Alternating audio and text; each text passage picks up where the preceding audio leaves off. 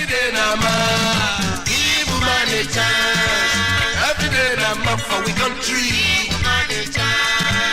Every day na man. And so we get some tough women before and now for we country.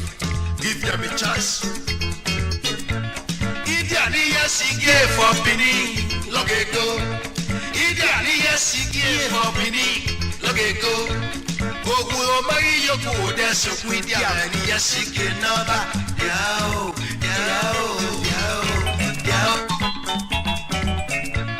Madam Tinubu for Lagos, long ago. Madam Tinubu for Lagos, long ago. Mrs. Rasokuti for Bekuda, long ago. Mrs. Rasokuti for Bekuda. Every day na man, give woman a chance. Every day na man for we country. Every day na man, give woman a chance. Every day na man for we country.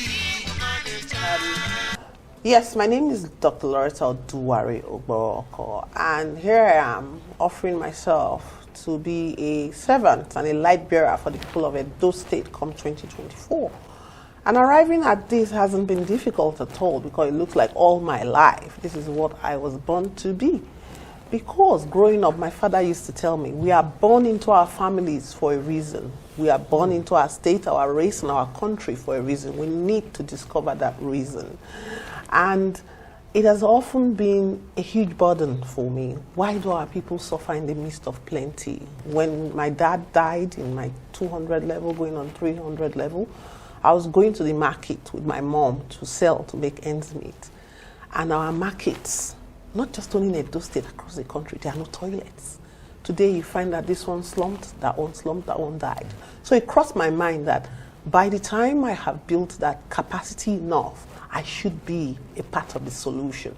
And that is why I want others to join me right now, and we take this light and light up Edo State. Capacity comes in different forms. You have physical capacity, you have mental capacity, you have financial capacity, you have the experience you've acquired through the ages. And for me, all round, all of these things over time, life has been preparing me just for this.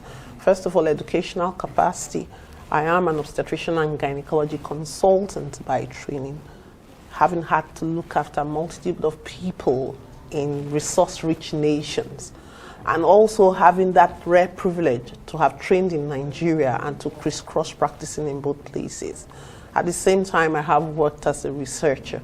I've worked in management. I've worked in administration over time, gathering all of these experiences. And since my nursery school days, interestingly, I've always been either the class leader, the head girl, and all of that.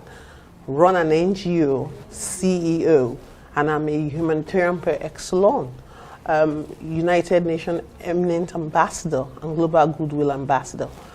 Foreign into politics and policy making. In the last Edo State election, some of us played our role hugely. And many people may not know, but I am the lead for the health policy drafting for the Obidati manifesto. Right. So we've been there and we've built all of this capacity and worked behind the scene, developing all of these blueprints. And now it's time for us to actually take our places at the table. And in terms of financial capacity, we have it as well. Oh, great. That's yes. good to know. What I'm telling Edo State people is that a Loretta-led government come 2024 and her team is going to focus on two things majorly. And that fulcrum is development of the humans, the people, as well. The second one is creating an enabling environment for growth, production, and development. And under the development of the people, so it's like having two pillars, isn't it? Under that, you're going to have things like health and education, which are two sides of the same coin, and of course leveraging on technology. And then under creating that environment, government has no business being in business.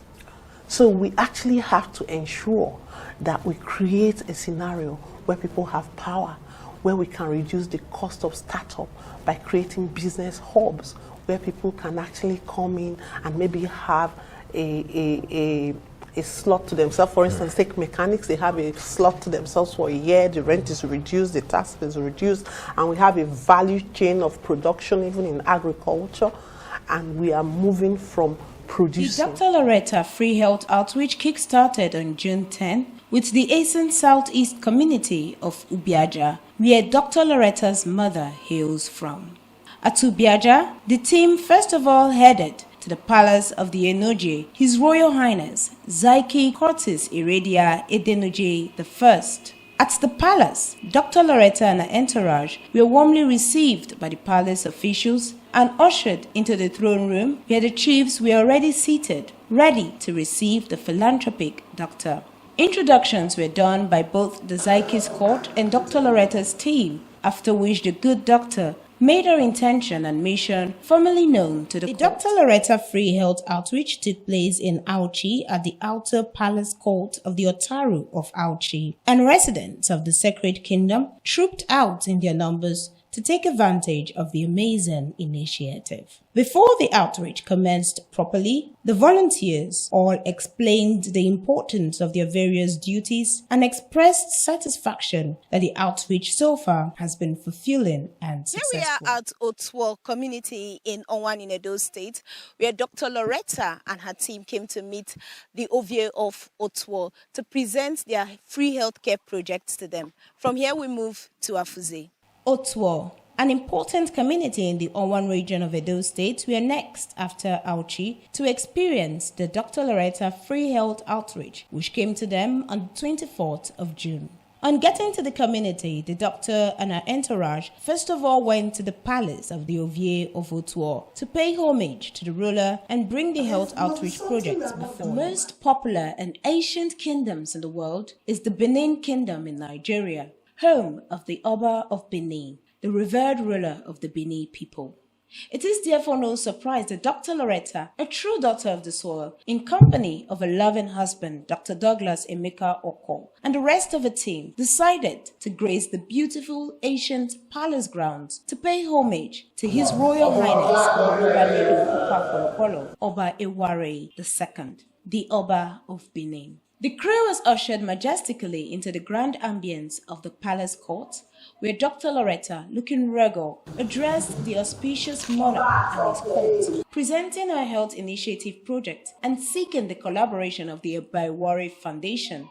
An international NGO led her vibrant team to Igobazua, hailed as the headquarters of Ovia Southwest, to formally present her intentions for the forthcoming governorship race in 2024 to Labour Party loyalists in the area. The meeting, which took place at the Hotel de Jordan, had in attendance a multi-tribal array of representatives from all the wards in the local government area. After the initial formalities and the doctor's address, several keynote speakers, prominent amongst whom is the leader of Usen Ward 5, Joseph Ehis Igmenige, took to the stage to ask the doctor pertinent questions, which she gave succinct replies to. Every day